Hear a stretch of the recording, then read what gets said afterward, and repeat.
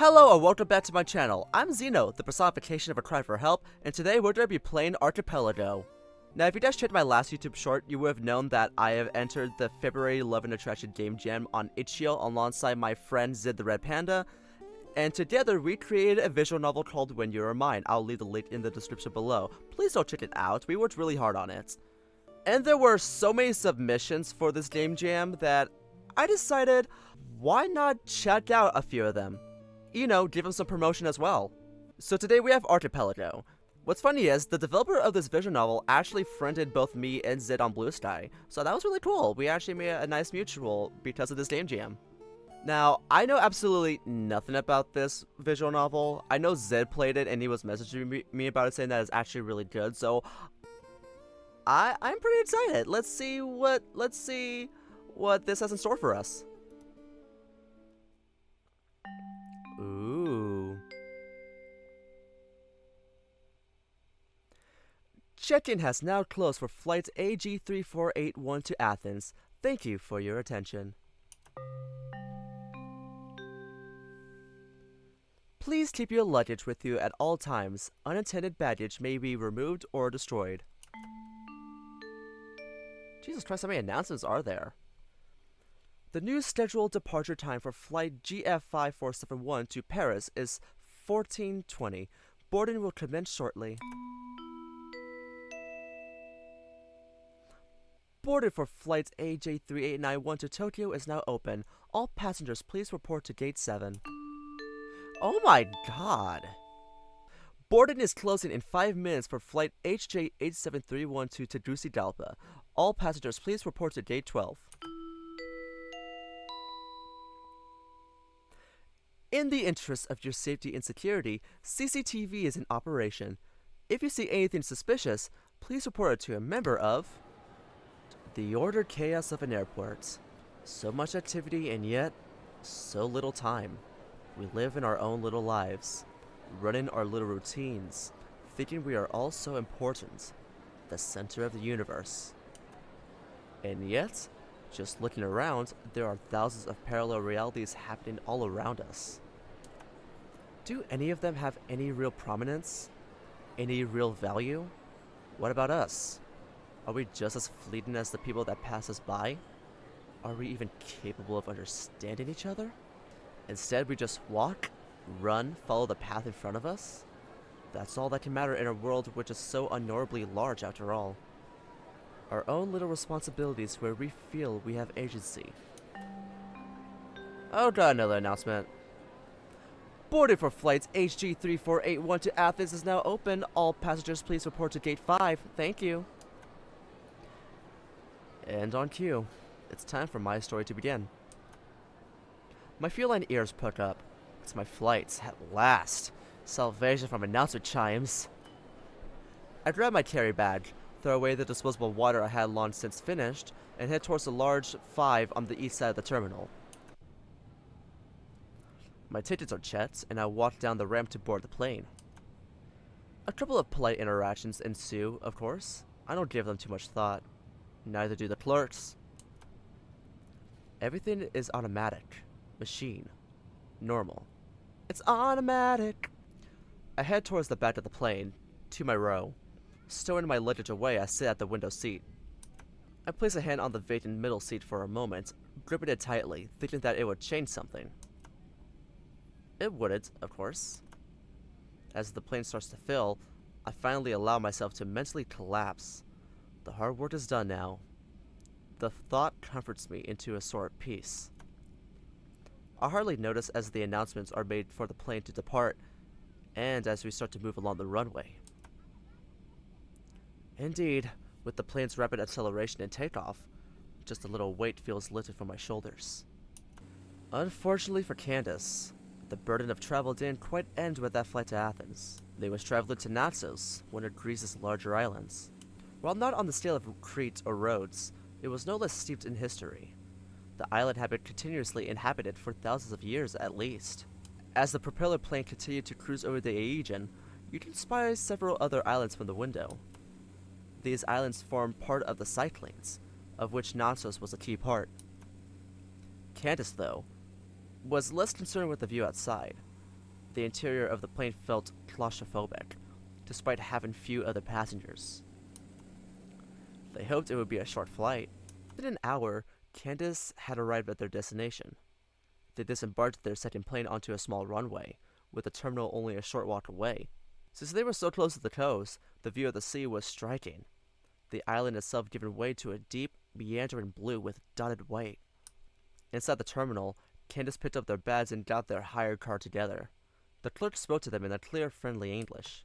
Everything was running smoothly. It helped Candace to feel more at ease. After settling down in the cab, they embarked on a comfortable drive towards the coast. They were headed for a resort, one of several available for tourists on the island. It was located next to a large, colossal town, a landscape of white, cube-like buildings. As Candace drove through, they observed numerous bars and souvenir shops, the main beneficiaries of summer tourism. They seemed to be relatively quiet now. On the seafront, there was a pleasant cover of trees, which partially obscured the light yellow sand visible from the roadside. There were a few people on the beach, enough that Candace caught a glimpse of a couple of people sunbathing on white deck chairs and brightly colored towels. The transition between the beach, the trees, and the roadside was seamless, giving an impression of beauty despite the town's clear sprawl. The resort itself was a gated sanctuary of sorts. It was less conspicuous at first, located a little distance away from the town. Nothing was visible from the roadside other than a few abnormally large structures. Yet, upon stepping inside the reception, the activity within was revealed. That chandelier, that fuck-ass staircase? Oh, you got money! Okay. Also, Candace is the main character of this game, right? And is it in third person? And not first person? Because earlier it says my feline ears perked up, so I thought it was first person, then it resorted to going to third person. I was a little bit confused on that. Just a little note. The inside of the resort was hiding all-you-can-eat restaurants, bars, several different game tables, and gyms. A massive complex designed to hold hundreds of guests at a time. Outside of one of the windows, you could catch a glimpse of a large swimming pool and many more deck chairs. The view was certainly impressive. But for Candace, the scale of the resort took a while to come across. They simply checked in, tiredly took their stuff to their room, and wandered slowly, taking everything in.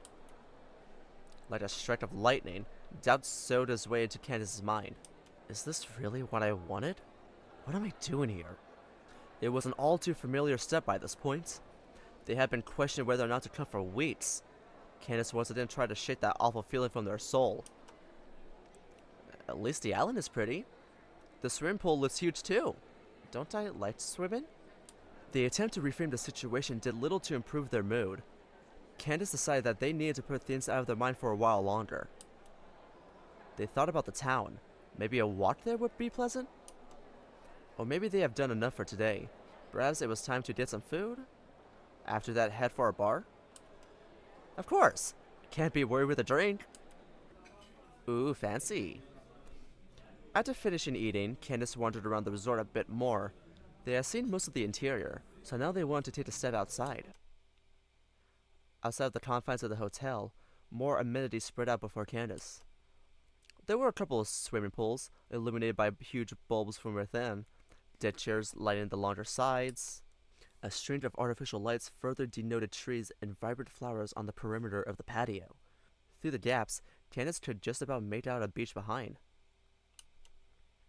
One that the resort privately owns, according to the advertisements they have read.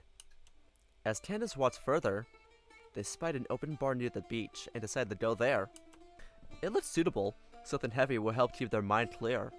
They sat down and signaled the kingfisher at the bar. One large brandy, please. The kingfisher smiled at Candace and nodded. He served the drink within a minute, grabbing Candace's attention with a baritone accented English. Here, enjoy. Candace collected their drink and took in their surroundings further. There was a light performance going on in the distance. A guitar player and vocalist taking center stage. Some particularly intricate melodies resembled the flamenco style, albeit brighter. A melancholy feeling was prevalent in the vocals, even if Candace couldn't understand the words. It was common to listen to, the ambience helping Candace to slow their breathing and relax. The brandy was just what Candace needed, sweet and sour, a feeling of calm washing over quickly. They finished their drink a little sooner than they anticipated. It helped squash their doubts. The bar itself was empty. Candace supposed that was to be expected. It was relatively late, and the people who were outside were the same ones crowded around the musicians. They had no doubt already ordered their fair share of drinks, though there was sure to be the odd straggler here and there. The Kingfisher gave the feline a curious look. Candace was still absorbed looking at and listening to the concert in the distance. He tapped on the bar and coughed softly, causing Candace to turn and look back at them. Seeing that, the Kingfisher broke into soft laughter. Sorry, it's good music, right? It's good, yeah. I'll tell you what, it's one thing we did right. So much of this place tries to copy those major resorts in Spain, but at least our entertainment is authentic. Copy? What do you mean? The Kingfisher paused for a moment before answering. You know, Malaga, Ibiza, they have resorts similar to this. I don't see the appeal personally. There's plenty more to see, but it gives me a job, so...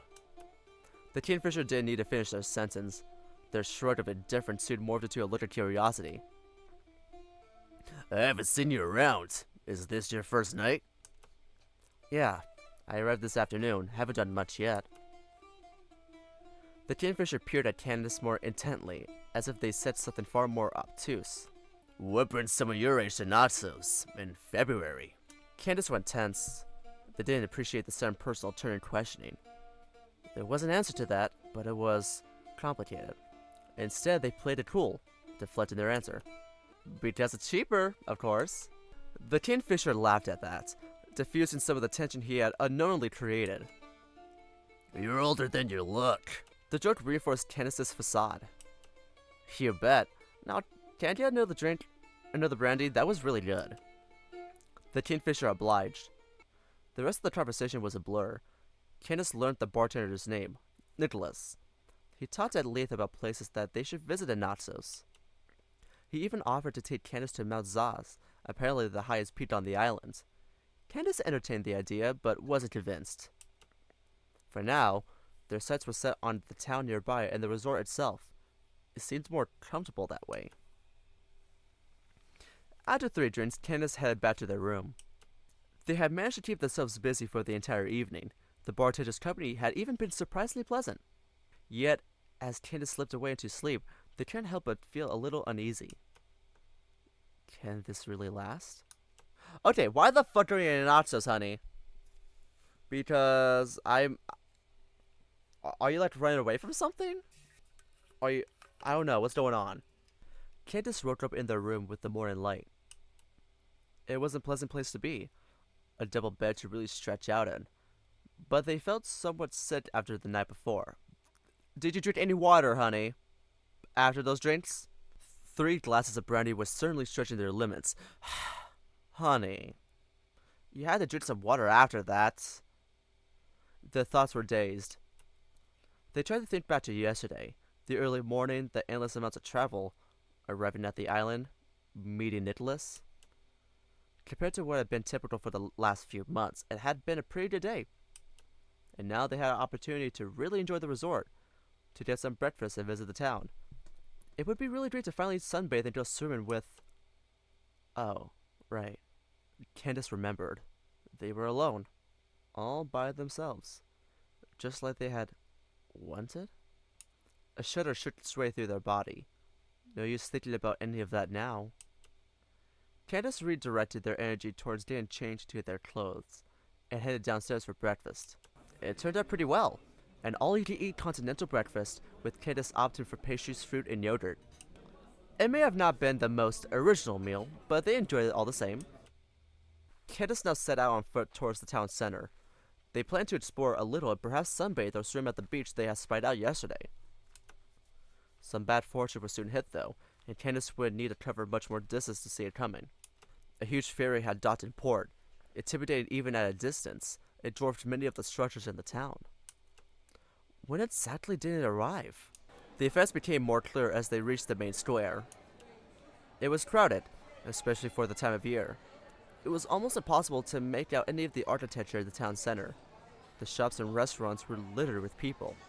The latter contained a number of couples, no doubt enjoying their brunch at the Aegean. It was loud, too loud for Candace's ears. They felt compelled to head for the beach and skip the rest of the town altogether.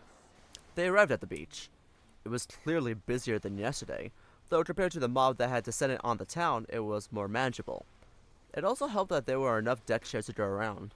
Candace lied back down and tried to de-stress. They considered what they wanted to do next. The town was probably a write-off for the rest of the day, and the sea was a little too crowded to go swimming here. It felt most comfortable to simply stay where they were, catch some sun, and then head back to the resort. At least I tried to visit the town. They tried to reassure themselves. After nearly an hour of sunbathing, Candace started to walk back to the resort, leaving the hubris of activity behind. Outside of the confines of the hotel interior, the resort once more spread out before Candace. With the sun now overhead, Candace could more clearly make out the smooth finish to the patios and the cream yellow deck chairs. The clear blue sea and pearly sand also acted as a perfect backdrop to the greenery. Perhaps it would have been a better idea to stay in after all. There were a few other people in sight. It felt much more like February now. Who Candace did see within the resort were mostly older retirees, no doubt taking advantage of cheaper prices, chasing those lukewarm rays in their twilight years. Candace walked themselves to the edge of one of the resort's pools, not content to sunbathe like this morning. Candace had stripped into their swimming gear. They leapt into the pool and started to swim. Left, right, breathe, legs kicking softly. There is something entrancing about swimming, particularly in weather like this. Candace went through their strokes one by one, feeling more and more relaxed. It came remarkably easy to them. Their lessons seemed to have paid dividends. The feline traveled with grace and precision in an empty lane. Yet, as Candace swam, they couldn't help but feel like there was something, or someone, else there with them. It was at their side, like they were being watched. Candace tried to ignore it at first, but that proved increasingly futile. The feeling nagged them until they reached the end of the lane. Stopping, Candace looked out of the deck chairs to their right. There was no one looking, though one person did catch their eye. A tiger, only slightly their junior, was sitting comfortably, enjoying the drink. After catching their breath for a moment, Candace continued to swim, completing their familiar routine. The feeling faded for a while, and before Candace knew it, they were finished. They rose from the pool, grabbed their towel, and took a vacant chair. The sun pounded down and helped Candace to dry off. It was a pleasant sensation. A couple of minutes later, the tiger rose from their chair and walked into Candace's view. Their face showed slight hesitation and frowns, but they forced themselves forward. They seemed to have a similar sort of accent to Nicholas, although the volume of their voice varied as they spoke. "Mi scusi, parli italiano?" Candace didn't understand, so they shook their head. The tiger instinctively switched language. "English?" Candace nodded. "Hey!" "Hi." Again, hesitation reached the tiger's face, and they looked away. After a brief moment, they regained confidence and broke into a sincere smile. "You swam really well. I was watching you earlier. How long have you been swimming for?" The compliment took Candace completely off guard. A brief little spark or something fizzled in and out of existence. What? How can I answer that? Dismissively, of course. A while? I had lessons when I was young, and I've kept swimming since. There's not much else to it. It wasn't special. It was only the result of regular practice. They weren't the best or anything like that. Yet the tiger didn't seem fazed.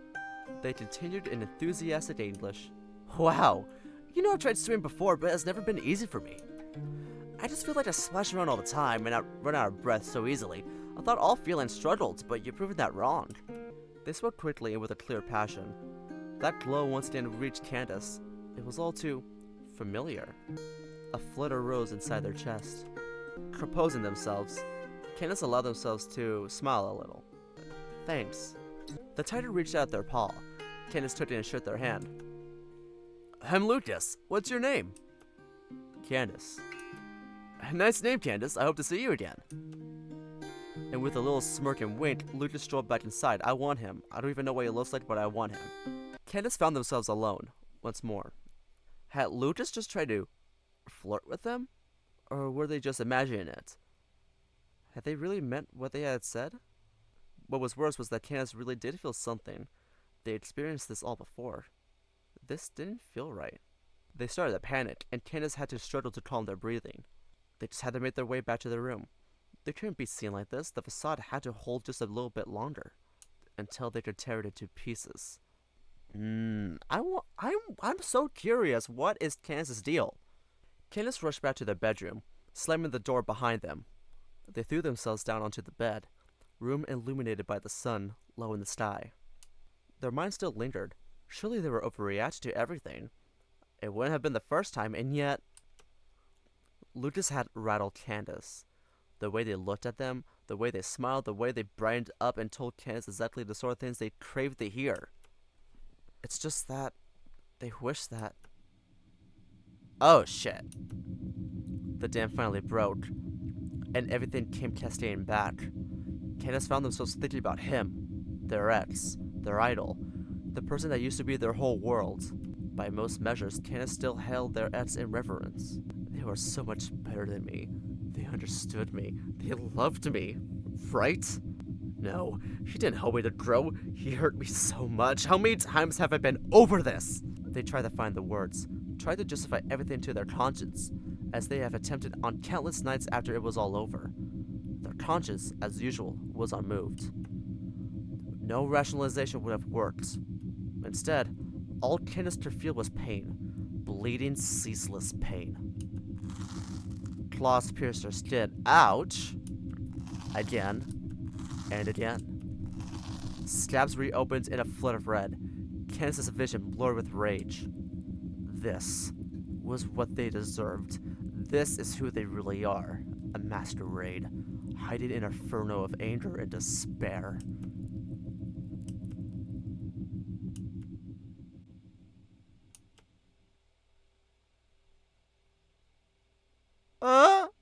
Candace's eyes started to strain. A fresh wave of emotion came across. Their arms shook. They began to sob. They tried to hug themselves, but they continued to shiver. It was all over. They should have done better. They should have known better.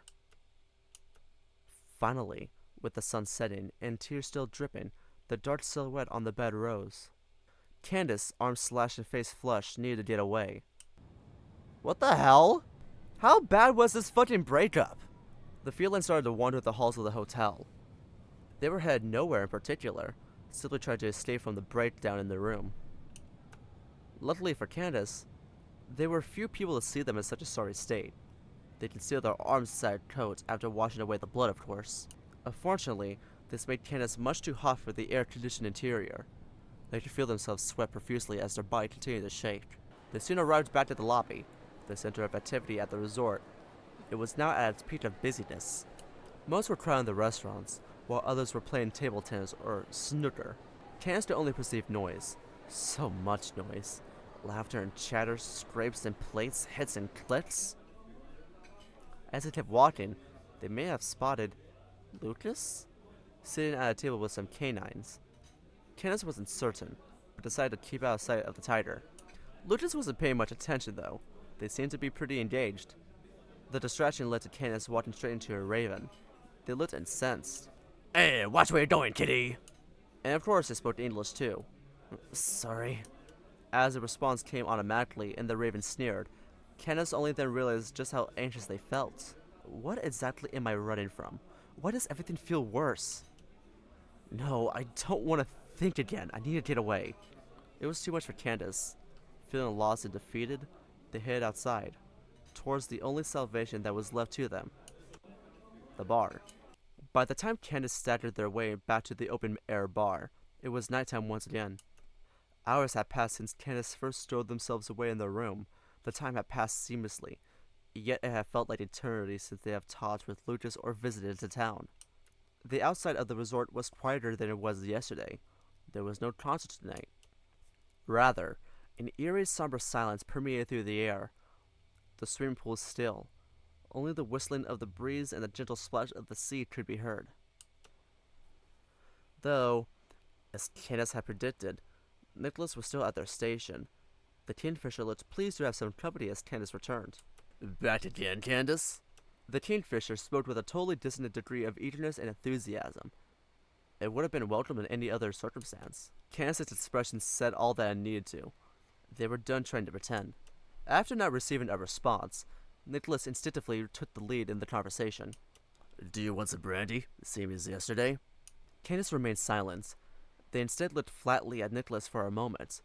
trying to telepathically convey that sense of loss and hurt they felt.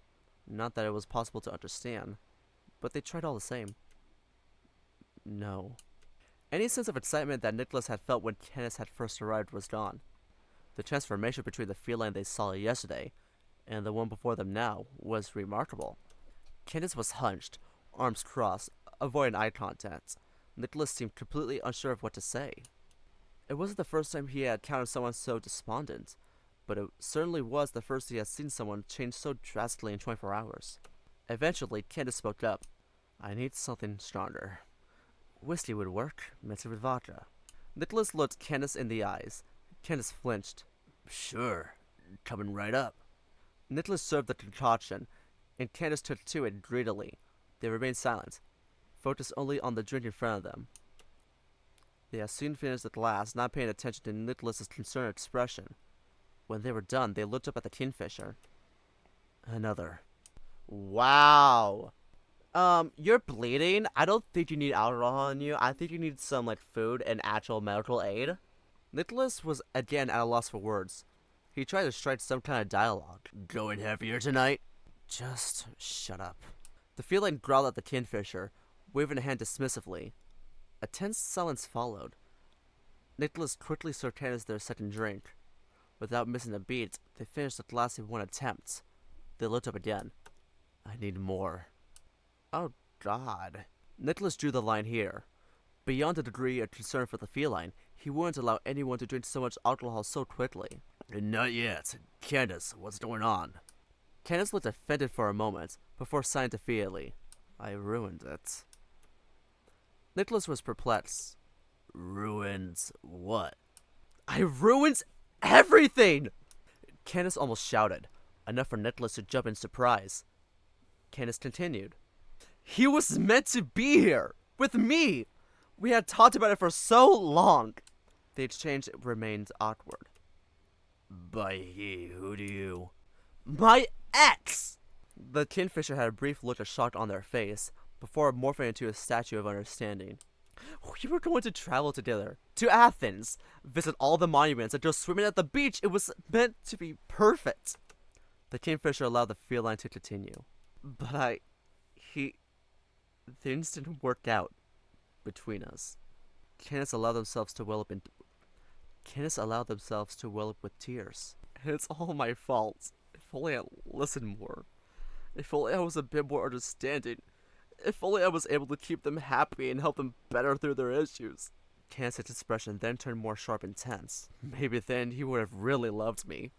Maybe then I would have felt half of the love I always tried to give them. Instead, everything was conditional. He only looked after me when I helped them.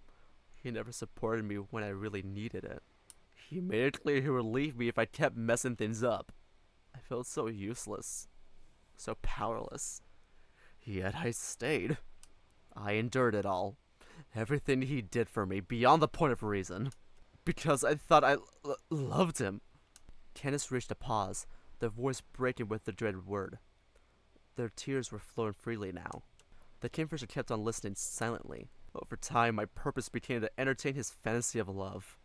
My own feelings were irrelevant, as I had to be willing to sacrifice them at a moment's notice to keep him satisfied. I let it go on for far too long. I needed him to tell me whether I was good enough, that he loved me, as if it made my torment justified. It was awful. Did I ever have any ambitions of my own? Was going to Athens something I really wanted to do? I did it all for him, not for myself, because I cared more about their well-being than my own, because I was too scared to disagree. Candace raised her voice once more and glanced up for a moment. Nicholas could see their bitter expression in the dim light. In the end, it became too much. I had to break up with them. And even then, I still feel that I did something wrong. That I was the reason everything went wrong. I know that's not the whole truth, but love has rotted me out from the inside. I gave a part of myself up and took on a part of them that poisoned me. I'm just a husk now. I'll never be good enough. I never was. Candace couldn't continue anymore. They broke into a sob, burying themselves in their coat. They wished they could sink into themselves and fall out of the world, maybe they wouldn't matter anymore. Nicholas kept himself stoic. A flash of sadness hit their face as Candace finished, and as they once more withdrew into their shell. It was a sight of true despair. The sniffles and tears continued for a little while longer, before Nicholas felt compelled to speak. I'm sorry, Candace. I'm sorry you had to experience this. For what it's worth, you're not a husk. You've shown that clearly. And you will heal, even if it doesn't feel like it right now. Candace now looked up, looking a bit less upset and more frustrated. How am I going to heal? I've been feeling like this for months! Nicholas paused for a moment, nodding their head, his expression showing he was in deep thought. After a short while, Nicholas gave their response to Candace. Maybe you need to get out of here, at least for a day. Nicholas gestured to the resort. Candace was stunned, and started upon their response. What? You mean escape? That's why I came here. To a remote island, away from both him and the entire world. Something I chose. And yet, I went to town today, and it sucked. All I could see were couples, living the fantasy I wished I had. Then later today, when I met someone new, I felt something towards them. The mere thought that I could experience everything, all over again, made me sick. Candace clutched at their arms, still sore. All I've learned is that I can't run away. I can't escape my problems. Trying is futile. Nicholas frowned. Who said anything about escape? Candace looked perplexedly at Nicholas. I told you yesterday, there's much more to this island than first appears. There are great landmarks, great places, great people. You come from an island too, right? Candace nodded. Then perhaps you understand what I mean. Candace still looked unconvinced. Look, I don't think you really came here to escape. I think you came here looking for something different than your island. A world away from your ex. Something new. Candace spoke up. That's not wrong. But I can't just let everything go. There's just too much baggage. I took it with me here. I feel like I'm slowly dying. They had felt so alone since they left him. Anyone they interacted with, there was an unspoken distance. That had been true right until this very moment. The bartender looked Candace deadpan in the eyes. I think you're afraid. Candace froze. Give our island a chance while you still can. I promise you there is so much more than you think there is. You'll never know unless you try. And if it doesn't work out, so what? Naxos isn't alone. There are countless other islands to choose from. Candace remained silent, though gave the idea a little thought. Please, give life a chance. You owe it to yourself. Candace woke up early the next day. They felt exhausted. It was only natural. Their conversation with Nicholas, their breakdown after their interaction with Lucas, it had all been a bit much. Yet as the sun rose and the resort leisurely came to life, Candace felt a sense of resolve. They needed to make the most of this trip. As such, they remembered their hire car, what got them to the resort in the first place. It was about time Candace went further than the confines of the resort and the coast, to rise above the unexpected stress of simply being alive. Candace had thought they could escape from themselves in Naxos. If the last 24 hours had proven anything, it's that was far from the truth. Their problems and doubts had traveled with them, and today, Candace needed to reach out beyond themselves. To truly connect, at the very least, they had to try. The interior of Naxos, Candace found as they drove, was dry and remarkably hilly. Small white houses and structures dotted the landscape, but the land was mostly empty farmland. A power line traveled along the road to one side. Without a clear view of the sea, the island felt significantly larger. Half an hour passed by seamlessly. Candace drove through villages, concentrations of whites, and occasionally spotted a few locals drying clothes outside their homes. It was notably quieter than the town. Many of the scattered local businesses were empty, save for the occasional store or fuel station. Candace saw few, if any, cars. It was bizarre. Was this the real Greece that Nicholas had gone on at length about on the first night? It was far different from the tourist haven of the town, and even the relative busyness of the resort. Indeed, were its seclusion that Candace was seeking, they need not look any further than here. But as midday approached, Candace was in for a surprise. They had reached an extremely tight corner, a narrow 180 turn. As suggested by Nicholas, they slowed down and pressed their horn. The turn turned allowed more than one car to get past at a time. As they made their way around, though, they were excitedly stopped by a ram holding their hands in the air. Maybe in their late 30s? Their smile was one of placid joy, the kind you would see in an advertisement. They gestured wildly and walked over to the window. Candace winded it down. Tourists, do you speak in English? Their English was accented and rough, far more so than Nicholas's. Candace nodded their head. Yes, I speak English. Is there something wrong? The ram seemed to ignore their question. Instead, they gestured toward the humble building behind him. Come inside! We have Satanaki and Telemarakia, best in Naxos. I'm not really that... Come on, you're driven long, yes? Come, you must be starved. Candace tried to protest more, but it was clear this ram didn't really understand.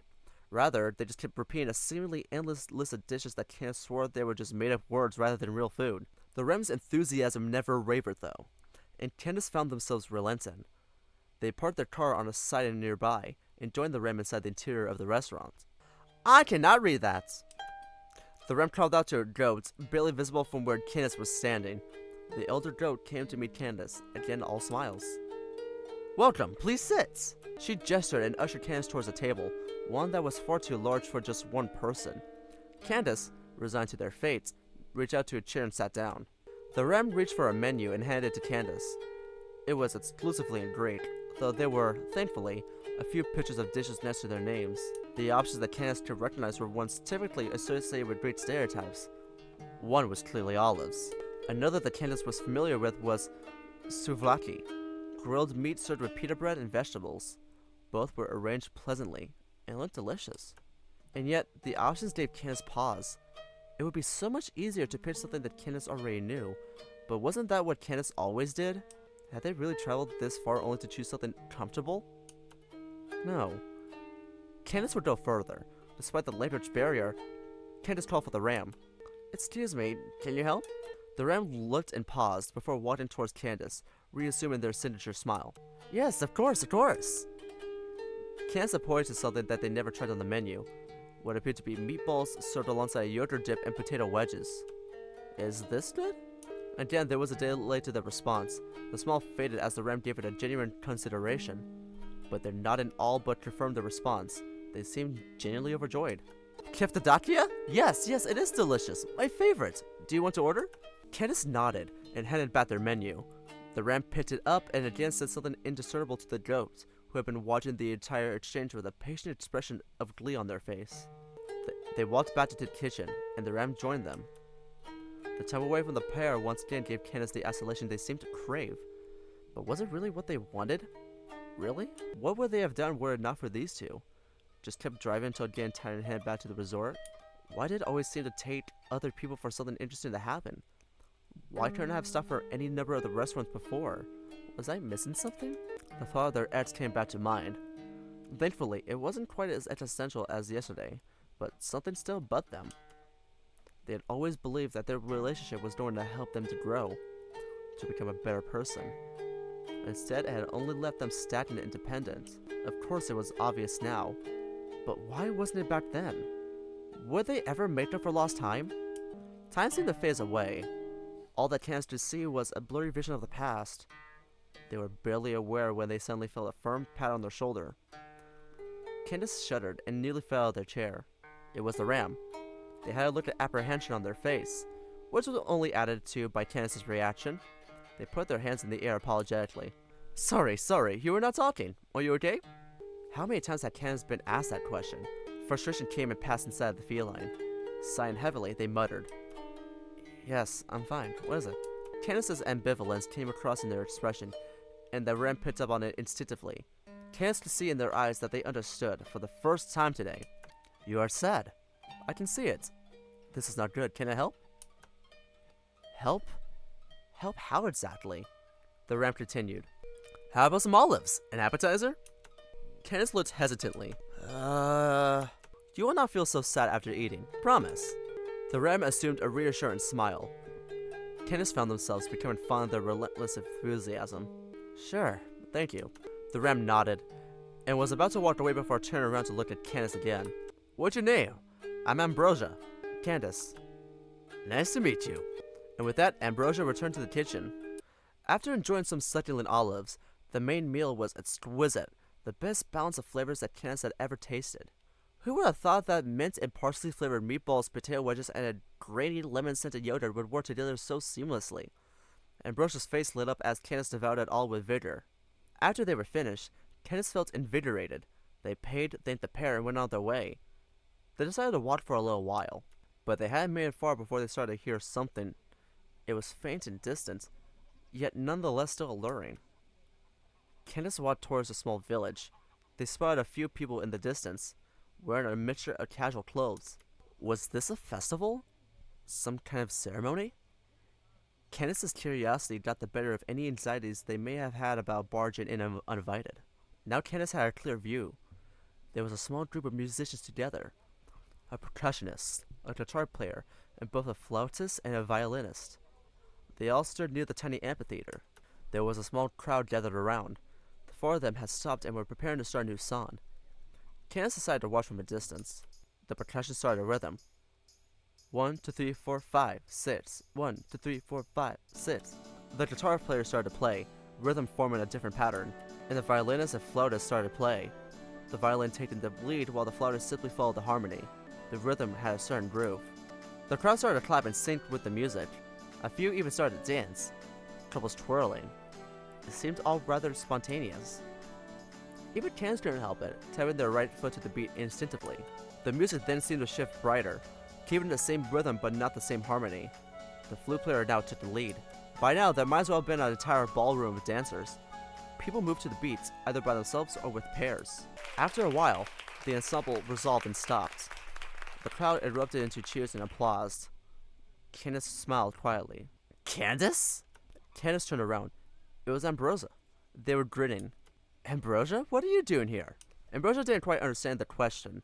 They instead pointed in the direction of the crowd. Do you want to dance? It will be fun. Candace's anxiety rose. There was no way they were going to dance. At least, not just yet. But thanks for the offer. Ambrosia nodded in understanding. Very well, watch me. And as the second song started, Ambrosia started to move and sway with the crowd. Their joy was infectious. Every so often, they would shoot Candace a smile, one that they mirrored. Candace would go on to listen to a couple more songs before eventually joining in with some improvised moves of their own. It was fun. Once the music was finished, Ambrosia was all smiles. The sun was low in the sky. You did well. Thanks, I tried my best. You were awesome. Thank you. It was time for Candace to head back. With a final wave, they took off in the car, starting a path down the winding roads. They would soon arrive back in the resort. Back inside the room for the night, Candace reflected on their day out. It had been great. They had already told Nicholas all about it in the bar. The Kingfisher was pleased that Candace was in better spirits. It occurred to Candace that they still had time. Time to see more. Time to experience more. Time to connect more with the world around them. And that started right here. Candace spent the next few days visiting as much of Naxos as they could. Whether that was the hidden coastal spots, more villages in the interior, archaeological sites, and even the town they had shied away from. They were determined to record everything into their memory. They made sure to take it easy once they got back, allowing the resort to act as a base to recharge rather than a comfortable cell. Sometimes, Candace met and talked with Lucas, the pair sharing their experiences with one another. Candace's newfound confidence impressed Lucas, and the two became genuine friends. Candace found out a little about Lucas's life in southern Italy, working in hospitality much like Nicholas. In turn, Candace shared details about the chaotic bustle of Croydon. And yet, as the time for Candace's flight home dragged closer, Candace felt anxious. They felt, for the first time, they had found something meaningful to do for themselves. They dreaded having to return back to their old life. They didn't want to slip back into all that suffering they have hated. They wanted things to change. So that brought them here, to the driver's seat one last time, headed to the foot of Mount Zaz.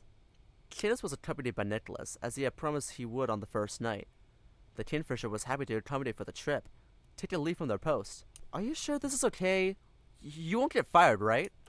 It's okay. I talked to the manager. He waved me off and said I won't be missed. Candace chuckled, then turned to a more serious expression. You know, regardless of what your manager says, you did me a huge favor that night. I'm really grateful that you were there, and I haven't really thanked you enough. The Kingfisher waved his hand dismissively. Yes, you have, and it's fine. I had done it for anyone that needed help. Still. Everyone needs a friend sometimes, and you're a good friend to have, Candace. Candace couldn't help but smile at that. Thanks. You are too. Arriving at the mountainside, Candace and Nicholas got out of the car and began their ascent. They followed a cobbled path towards one of the hills. The climb was not entirely straightforward. The gravel beneath the pair's feet contained uneven pebbles, some quite large in size. Candace tripped a couple of times, but quickly got back up to their feet, grazing their body only lightly. Nicholas reached the peak of the hill, and turned around to help Candace up. Together, the two sat down and looked at the view. The other mountain peaks on the island stood out the most, though looking more closely, Candace could see the wide splotches of villages, both on the coast and dotted in the hills. The scale of this island from here was humbling. Nicholas looked at Candace with just a little pride. So, what do you think? Candace glanced at all angles, confirming their initial impression. It's amazing! You can see everything from up here. Out in the Aegean, there were even more islands. Some seemed huge while others were more distant. Candace pointed out to them. What are all these other islands? Nicholas got up and started listing them all individually. To the south, where Candace was looking, the islands of Amorgos, Anotrophonsi, Keros, Katotrophonsi, Shonosa, and Heraclea were all in view. Podos could be seen to the west, while Mykonos and Donusa were just about visible to the north and east. I apologize if I butchered any of those, or all of them. The Kingfisher explained a little about them all. Much like Naxos, they have their own historical wonders, beaches, and a mixture of busy towns and remote villages. The sheer number of possibilities seemed endless. Candace was impressed. Wow. There's so much more to this place than I ever believed. And yet there's still so much left to explore. Nicholas nodded in acknowledgement. Yeah, there's a lot of things to do. Sometimes you just need to be in the right place to see it. The observation made Candace think back to home. An idea formed in their minds. They broke into a sheepish smile. Could you say that all of life is just like an archipelago? The pair laughed. Nicholas took a moment to collect themselves and then answered. Maybe, Candace. Just maybe. Life is like an archipelago. Personal note from the author. Hello, thanks for reading my first visual novel. I hope you got something out of the story. And it's also totally fine if you didn't. If you have any feedback at all, please let me know on Itch. Whether it's positive or negative, I want to hear it. Firstly, I want to echo the sentiment of Boring Keith. Tell your stories. If you have an idea, you can write it, and once you write those ideas, you can make a VN. The entire creative process is built around written ideas more than anything else. In fact, if you're trying to create yourself, and you're in need of a second opinion, please feel free to reach out to me on Discord. I'll be happy to help. That's all. Thanks again. Sometimes you just gotta keep living, even if life is extremely hard right now. You have to go out and have your journey of self-discovery. Take a sabbatical. Get your mind out of the past and into the now. That's what I got from this. And honestly, guys, this goes to show that you can actually create your own VN. Like, this is literally just dialogue, sound effects, and background. There's no character sprites or sieges or anything. And it was a really enjoyable read. I actually liked it. So, if anyone wants to like play this themselves, I'll leave the link in the description below. Also, it's kind of funny how this game opens at an airport, just like Zed and I's visual novel, When You Were Mine. If I had nickel for every time there's a visual novel that has an airport and mentions Spain, I have 2 nickels, which isn't a lot, but it's rare that it happened twice. Anyway, thank you all so much for clicking on this video. If you really enjoyed this video, please like and comment on it. Also subscribe if you're really interested. I'll leave the links to my Twitter and Blue Sky in the description below if you want to check those out. I'll also leave a link to the game in the description below along with the writer's handle. And yeah, thank you so much for watching, and I'll see you in the next video. Bye!